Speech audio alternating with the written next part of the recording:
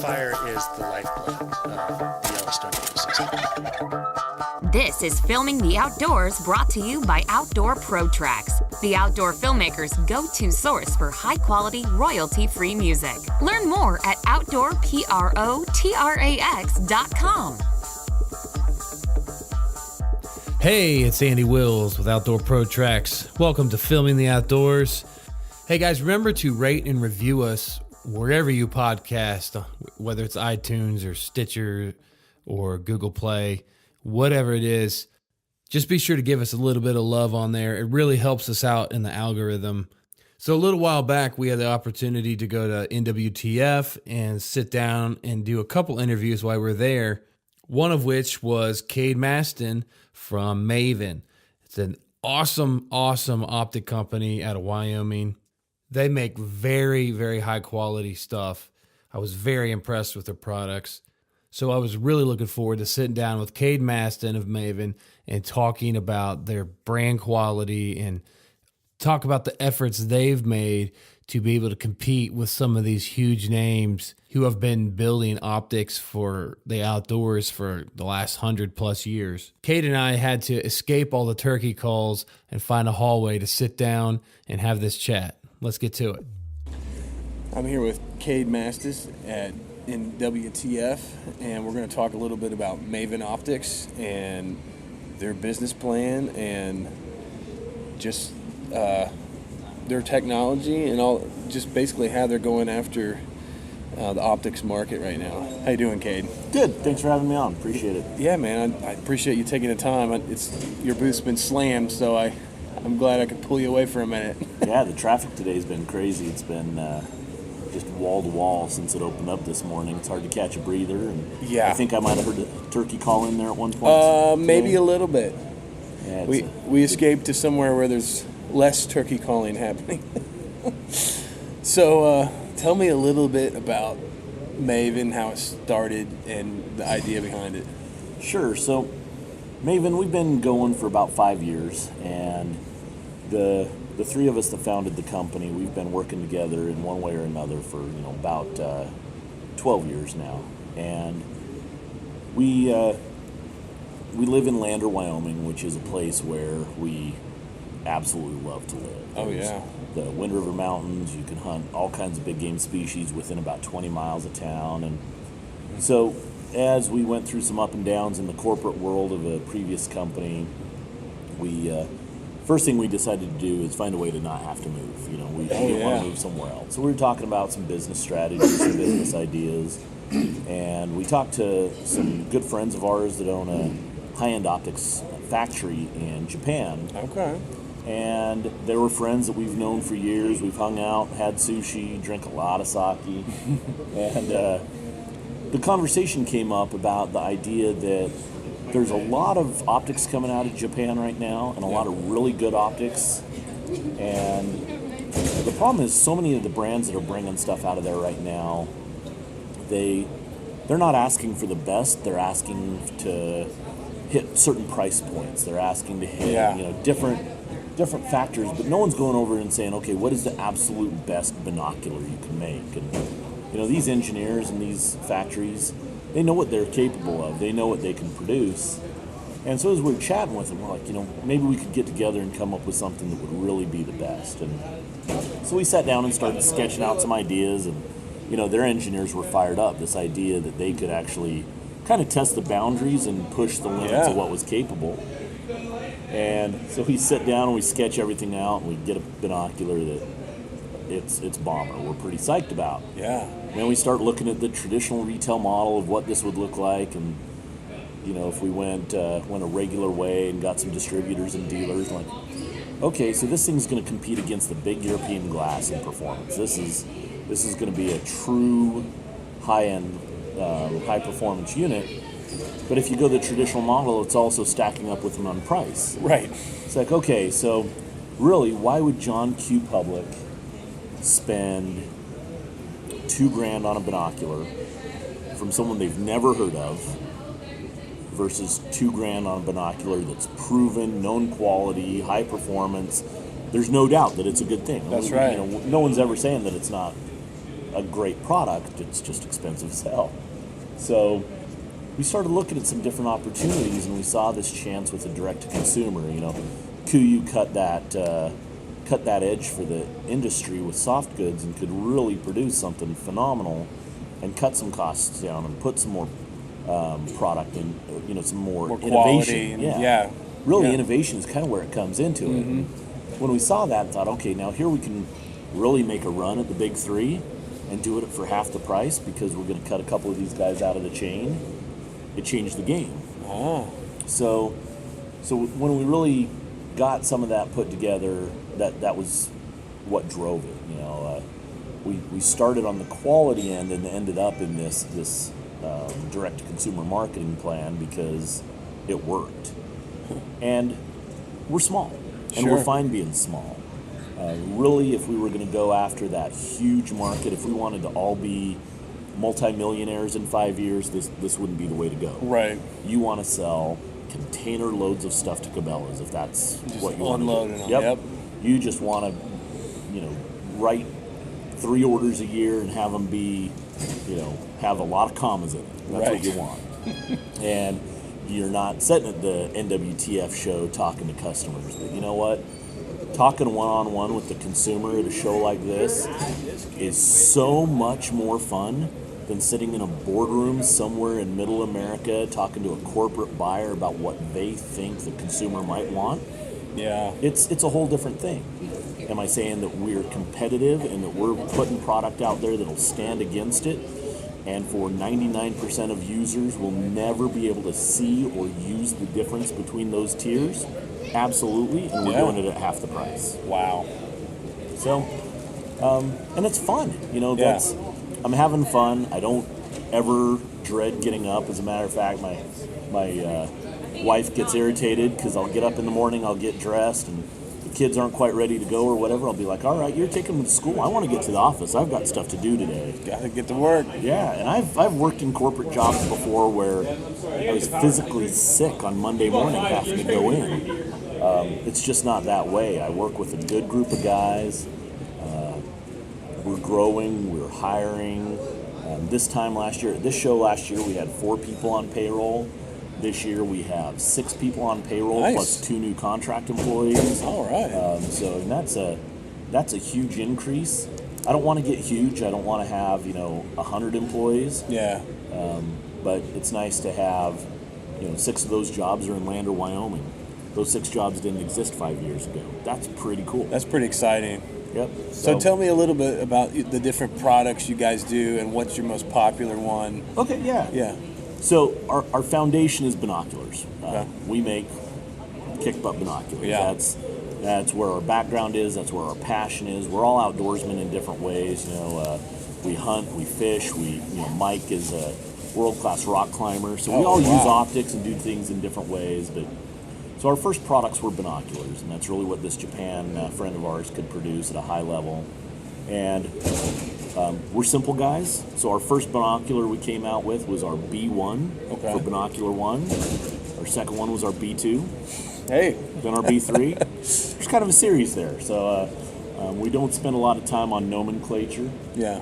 So our B series binoculars are all Japan glass, Japan components with final assembly in the U.S.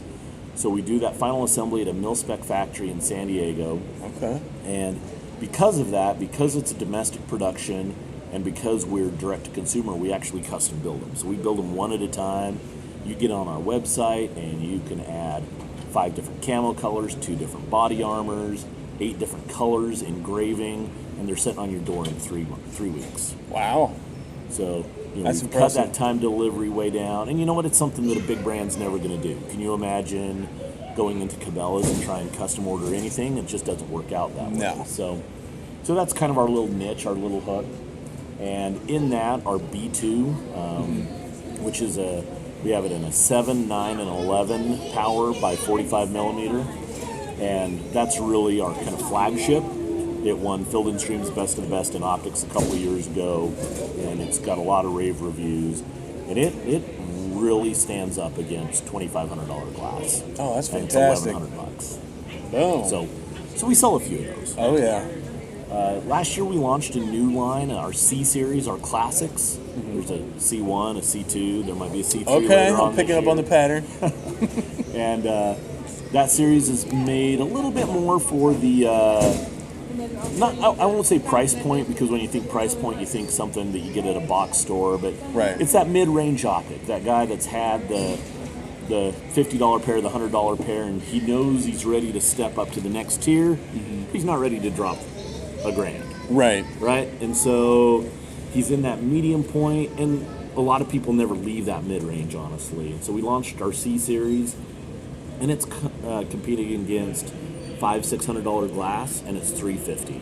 Oh, wow. Lifetime no-fault warranty, waterproof, fog-proof. I mean, it's a bomber binocular. And, Wow. I hate to say it because I love the B series. I love when people use that high-end glass.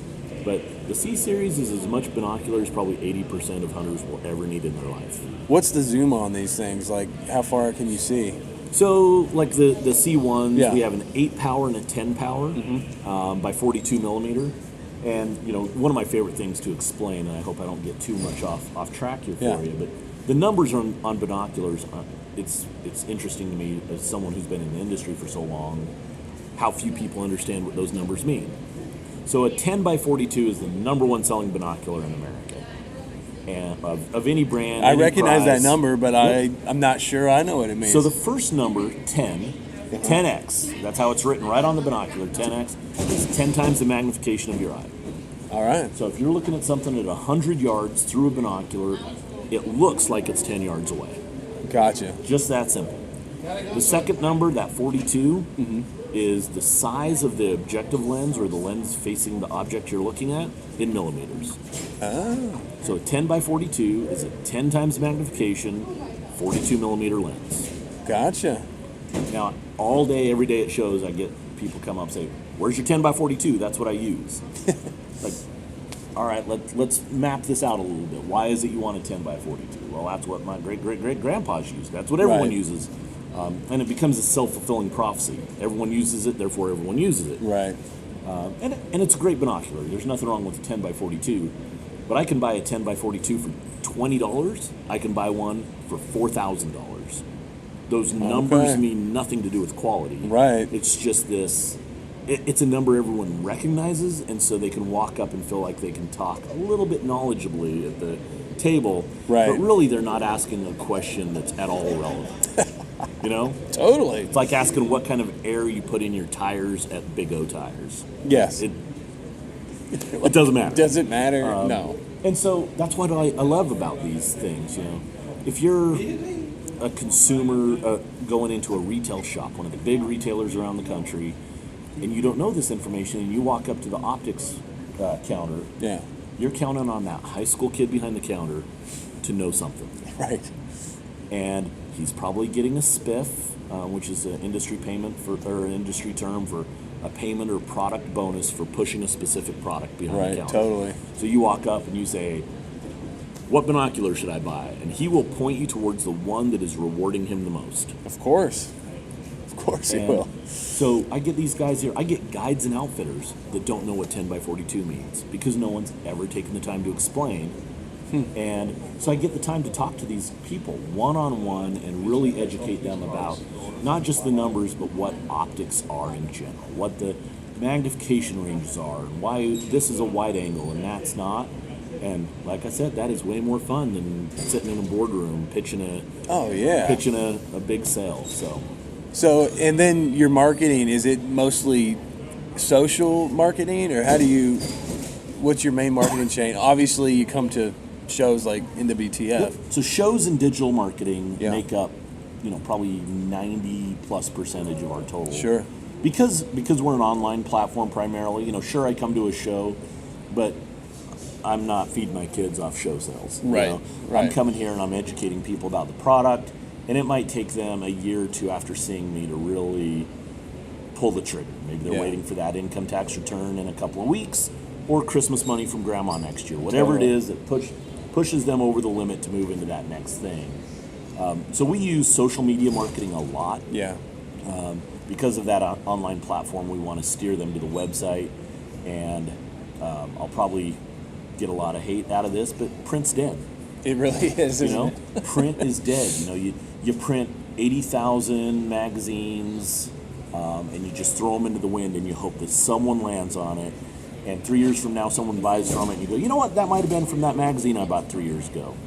It's so true. But on any of the digital platforms, I can tell you if they clicked my link, how long they spent on it, did they watch a video, did they go to another page, who referred them, and all of that stuff has immediate ROI. And I can look at something, I can put out 4 ads, and I don't do this part. I'm not that smart. I'm the sales and operations guy, but our marketing guys, Brennan and Craig, man, they can track that stuff down to the nth degree, and they can throw out 4 ads, and by noon know if they're working or not, and take 2 of them off and put more money behind the other 2.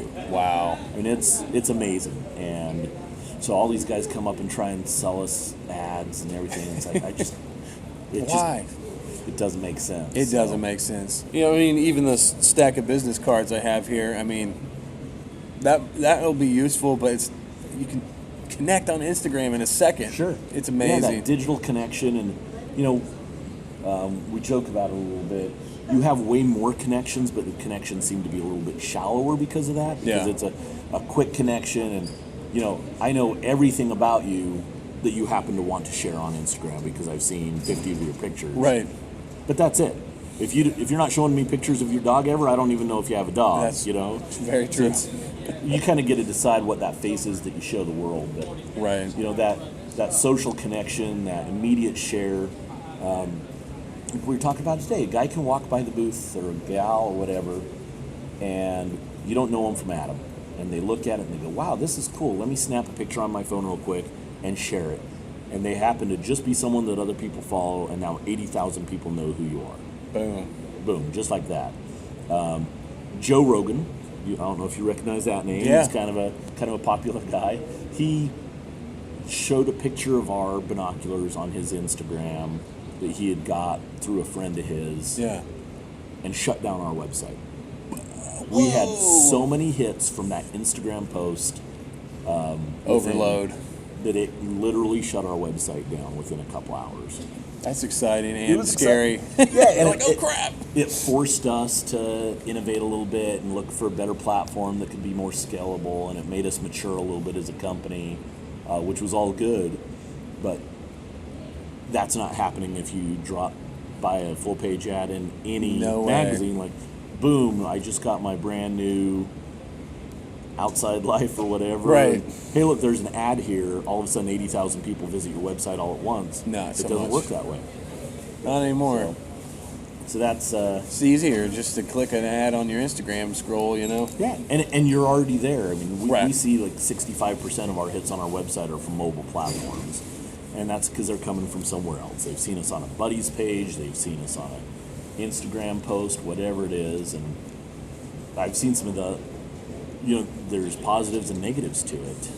There's other hunting brands that have had some mishaps on the social media world, and they posted something that might have been a little borderline, or something that Totally. they didn't even post, maybe one of their sponsored athletes posts, and the backlash has lost them millions of customers. Yeah.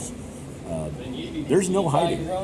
There's no hiding under social media. That's right, you're out there. You've got to be authentic, and you can try and tell whatever story you want. But there's a lot of eyes looking at everything you do, and people are smart. If you try and pull the wool over their eyes, you lose them. And people are savvy. Yeah. And as long as you can be authentic and be real and stay true to the story, you know, I mean, you got to live it every day. It can't be fake. And so that's what we try to do, even if it means sitting here on the floor in Nashville drinking rum and cokes and Exactly. chatting about it. It's who we are, you know. There's no lipstick on the pig. This is who we are. So Well, I got one more question for you, and it has nothing to do with optics. Well, it might, I don't know. But so this summer, I'm going to Wyoming on a camping trip, and I'm going to, you know, do the whole Grand Tetons Yellowstone thing. Where else should I go in Wyoming other than those 2 obvious ones? Well, it depends on if you're totally flexible on your routes, you're camping, I think I heard you mention. Yeah, right? pop-up camper. So if I was doing the grand tour of Wyoming with some people that had never been there and I wanted to showcase it, Yeah. you're driving in from this area, right? By way of Colorado, Yeah, I guess. so you're going to drive 70 over to Colorado. You're going to pop up to Cheyenne probably. First night I would spend, are you taking kids? Yeah, All right. 2 kids. And So no camp dog. at We're leaving the Vitavoo. boat. Vitavoo. Vitavoo, just outside of Laramie. Okay. Some of the most amazing rock structures. There's going to be a lot of climbers there, a lot of granola eaters, but that's cool. They're all part of the outdoor I like group. granola. And your kids will never want to leave. They will be climbing rocks, jumping around, scrambling, biking, hiking, running, whatever. It is. Nice. It is a playground. That's cool. And then you should leave there, drive up. You should overnight in Lander, hang out with us. We'll go fishing. We'll barbecue out on the river. Do a little trout fishing with flies there. Right, and the Paposia runs right through town. You can camp for free at City Park. Oh, is that right? Free camping, and a river runs through it, as they say. Literally Runs through it, so we can maybe hook a couple of trout on a fly there. That's cool. And then you're going to pop up over and go into Jackson. You got to hit Jackson, walk through the elk antlers and the downtown square and see the Tetons. In the summer, there's this great gondola ride that goes up from the Jackson Hole Mountain Resort. Okay. And it's free, I think, after 5. That's and you right. take the kids up there, and you can see the entire Jackson Hole Valley from up there. No way. And it's amazing. It's gorgeous. Wow. And then, of course, Yellowstone. You got to hit the big ones. You got to hit Grand Prismatic. You got to hit Old Faithful. All of those. But my kids love the mud pots and the paint pots. Oh. They're these little boiling pots of mud that are different colors because of the bacteria. Huh. And they say that 98% of people that visit Jackson will never leave a paved surface. Is that right? Visit Yellowstone. I think I said Jackson. Oh, yeah, yeah. Yellowstone. 98% that visit Yellowstone will never leave a paved surface. They just stay on the asphalt. So What? pick a half-day hike. Walk along one of the rivers. Do something that expands a little bit. Absolutely. And make sure you go up to Mammoth, see the elk in Mammoth. Oh, definitely. Swim in the river where the hot springs are. And then head out Cody Way. Cody's got every day they have cowboy shootouts on Main Street. There's Fun. a rodeo 5 nights a week there, I think. Pop out up over the Bighorns. Drop down into Sheridan, spend a night at Sheridan, and then Devil's Tower. Oh, man. That's cool. Vitavoo and Devil's Tower, I would make my bookends. Okay. They're not on everybody's list because everyone's trying to Get to bag out Yellowstone. Yellowstone Yeah. and get her done. Right. But there's a lot of Wyoming to see, and there's a lot of places that I really like in Wyoming I'm not going to tell you about because I like them too much. I love that answer. But those places I'd definitely hook up, and if you make it through, I'll definitely take you out fishing. I think I have a spare rod or two. So. Killer. Well, Cade, from Maven Optics, I thank you so much for joining me, and we'll be in touch. I'd love to have you again sometime. Yeah, appreciate it. Yeah, anytime. All right. Thanks, right. Cade. Thank you. All right, buddy. Bye.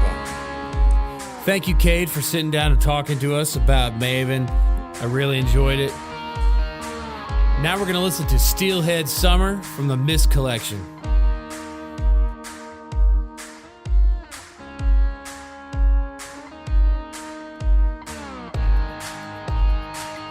Thank you for listening to Filming the Outdoors, presented by Outdoor ProTrax. Please subscribe and follow us on Instagram at Outdoor ProTrax. Whether it's TV, film, or web content, Outdoor ProTrax has the soundtrack for you. Learn more at OutdoorProTrax.com.